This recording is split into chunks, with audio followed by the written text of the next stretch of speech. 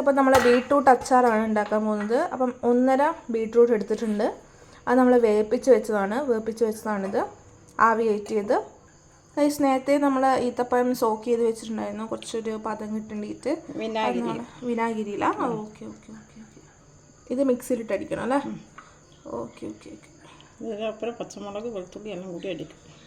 Okay, പച്ചമുളകും വെളുത്തുള്ളി എല്ലാം കൂടിയിട്ടല്ലേ? ഓക്കെ. 30 അല്ലി വെളുത്തുള്ളി, 30 അല്ലി വെളുത്തുള്ളിയും 3-4 പച്ചമുളകും അല്ലേ? ഓക്കെ. നമ്മൾ സെപ്പറേറ്റ് അടിക്കും. ഇത് നല്ലോണം അരഞ്ഞിട്ടുണ്ട്. ഓൾമോസ്റ്റ് അരക്കില്ല, ഒന്നും കൂടി അരക്കണം അല്ലേ? ബീട്രൂട്ട് ഓരോന്നായിട്ടാണ് അരക്കുന്നത് അല്ലേ? Okay okay. നല്ലോണം അരഞ്ഞിട്ടുണ്ട്. ഇനി എന്താ ചെയ്യണ്ടേ? ഇത് പാത്രത്തിലേക്ക് മാറ്റുക അല്ലേ? ഓക്കെ.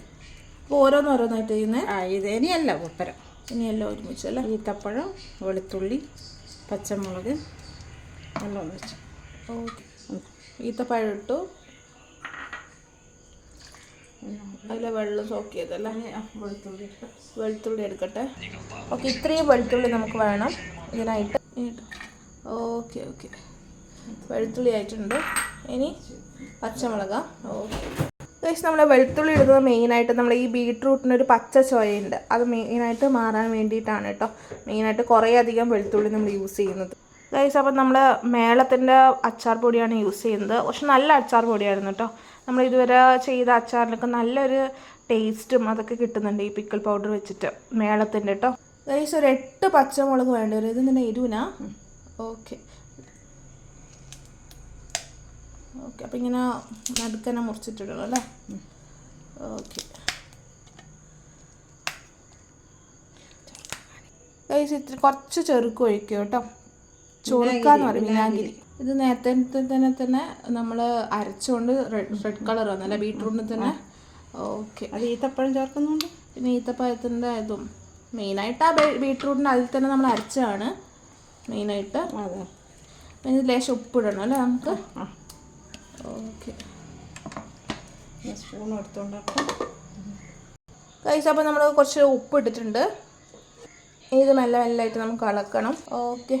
അപ്പോൾ നമ്മളിങ്ങനെ ഇളക്കി മിക്സാക്കി എടുക്കുകയാണ്. അച്ചാർ പൊടി കുറച്ച് ഇടുന്നുണ്ട്, കുറച്ച് അച്ചാർ പൊടി.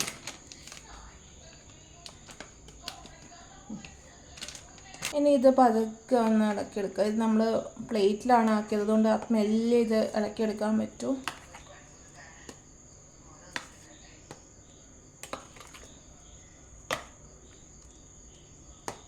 നമ്മളിങ്ങനെ ഇളക്കിക്കൊണ്ടേയിരിക്കത് മിക്സ് ആവുന്ന വരെ ഇങ്ങനെ ഇളക്കി കൊണ്ടേയിരിക്കുക. റൈസ് എന്നിട്ട് നമ്മുടെ സ്പെഷ്യൽ ഇൻഗ്രീഡിയൻ്റ് എന്താ? ഷുഗറാണ്. അതെന്തിനാ? അതങ്ങനെ വേണം അച്ചാറിന്, നല്ല രസമുള്ള. എല്ലാ അച്ചാറിനും അങ്ങനെ ഷുഗർ ഇടുക? Okay guys. അപ്പം എല്ലാ അച്ചാറിനും രസത്തിന് വേണ്ടിയിട്ട് നമ്മൾ മധുരം ഇടുന്നതാണ് എൻ്റെ അമ്മ പറയുന്നത് ഗൈസ്. അപ്പോൾ നമ്മുടെ അച്ചാർ റെഡി ആയിട്ടുണ്ട്. ഇനി നമുക്ക് അപ്പം തന്നെ യൂസ് ചെയ്യാം. അതേപോലെ പിറ്റേന്ന് വെക്കാൻ നല്ലതാണ്, കുറച്ചും കൂടി നല്ല രീതിയിൽ ആ എരിവും ഇതൊക്കെ ഒന്ന് സെറ്റായിട്ട് വരും. ഇന്ന് തന്നെ നമുക്ക് യൂസ് ചെയ്യണമെങ്കിൽ അങ്ങനെയും യൂസ് ചെയ്യാം കേട്ടോ. അപ്പോൾ നമ്മൾ അച്ചാർ റെഡി ആയിട്ടുണ്ട്. നിങ്ങളും ട്രൈ ചെയ്ത് നോക്കുക. എന്നിട്ട് നമുക്ക് നിങ്ങളുടെ കമൻറ്റ്സ് നിങ്ങൾ ഈ ഒരു വീഡിയോൻ്റെ അണ്ടറിൽ കൊടുക്കുക കേട്ടോ. നമ്മുടെ വീഡിയോൻ്റെ അണ്ടറിൽ ഇങ്ങനെയും നല്ല നല്ല റെസിപ്പികളുമായി നമ്മൾ പിന്നീടും വരുന്നതായിരിക്കും.